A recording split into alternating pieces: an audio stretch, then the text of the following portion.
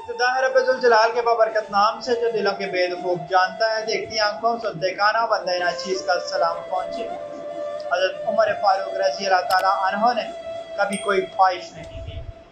एक दिन मछली खाने को दिल चाहा तो अपने गुलाम यरका से इज़हार फरमाया। यरका आपका बड़ा वफादार गुलाम था। एक दिन आपने फरमाया, यरका आज मछली खाने को दिल करता है, लेकिन मसला ये है 8 मील दूर जाना पड़ेगा दरिया के पास मछली लेने और 8 मील वापस आना पड़ेगा मछली लेके। फिर आपने फरमाया, रहने दो, खाते ही नहीं है। एक छोटी सी ख्वाहिश के लिए अपने आप को इतनी मुशक्क़त में डालना अच्छी बात नहीं कि 8 मील जाना और 8 मील वापस आना सिर्फ मेरी मछली के लिए। छोड़ो यरका, अगर करीब से मिलती तो और बात थी। गुलाम कहता है, मैं कई सालों से आपका खातिन था, लेकिन कभी आपने कोई ख्वाहिश की ही नहीं थी। पर आज जब ख्वाहिश की है तो मैंने दिल में ख्याल किया कि हज़रत उमर फारूक रज़ी अल्लाह ताला अन्हो ने पहली मर्तबा ख्वाहिश की है और मैं पूरी ना करूं, ऐसा कैसे हो सकता है।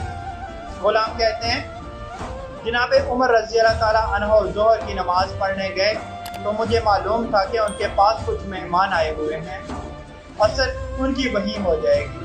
गुलाम कहता है कि मैंने हज़रत उमर रज़ी अल्लाह ताला अन्हो के पीछे नमाज़ पढ़ी और 2 रकअत सुन्नत नमाज पढ़कर मैं घोड़े पर बैठा। अरबी नस्ल का घोड़ा था, दौड़ाकर मैं दरिया पर पहुंचा।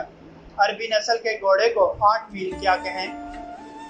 वहां पहुंचकर मैंने एक टोकरा मछली का खरीदा और हज़रत उमर फारूक रज़ी अल्लाह ताला अन्हो की असर की नमाज होने से पहले मैं वापस भी आ गया और घोड़े को मैंने ठंडी छाँव में बांध दिया ताकि उसका जो पसीना आया हुआ है वो खुश्क हो जाए। गुलाम कहता है कि घोड़े का पसीना तो खुश्क हो गया, मगर पसीने की वजह से गर्द गुबार घोड़े पर जम गया था, जो वाज़ेह नजर आ रहा था कि घोड़ा कहीं सफर पर गया था।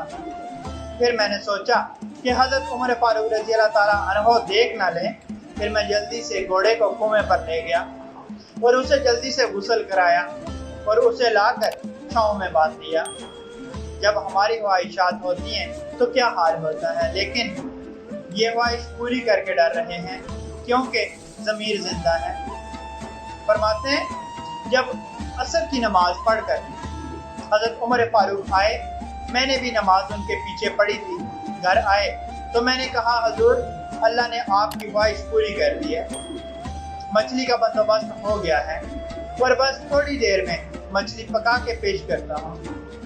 कहता है, मैंने ये लफ्ज़ कहे तो जनाब उमर फारूक उठे और घोड़े के पास चले गए।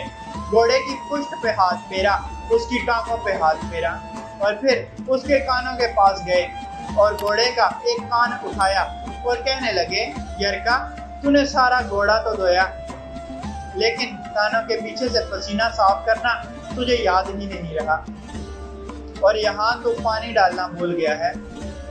हज़रत उमर रज़ी अल्लाह ताला अन्हो घुटनों के बल ज़मीन पर बैठ गए और कहने लगे, ओ यरका इधर आ, तेरी वफा में मुझे कोई शक नहीं है और मैं कोई ज़्यादा नेक आदमी भी नहीं हूँ, कोई परहेजगार भी नहीं हूँ।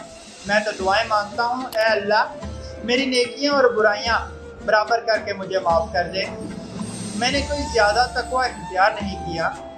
और बात को जारी रखते हुए फरमाने लगे, यार एक बात तो बता, अगर ये घोड़ा क़यामत के दिन अल्लाह की बारगाह में फरियाद करे कि या अल्लाह उमर ने मुझे अपनी एक ख्वाहिश पूरी करने के लिए 16 मील का सफ़र तय करवाया, या अल्लाह मैं जानवर था, बेजुबान था, 16 मील का सफ़र एक ख्वाहिश पूरी करने के लिए, तो फिर यरका तू बता, मेरे जैसा वजूद का कमज़ोर आदमी मालिक के हुजूर घोड़े के सवाल का जवाब कैसे देगा।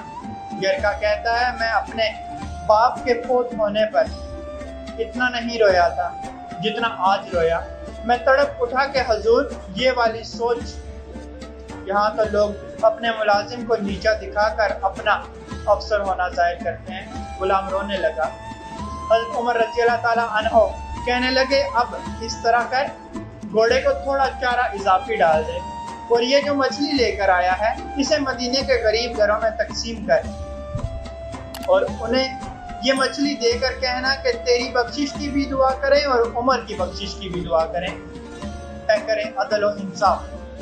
اللہ پاک آسانیاں حاصل و تقسیم کرنے کا شرف عطا فرمائے، آمین، جزاک اللہ۔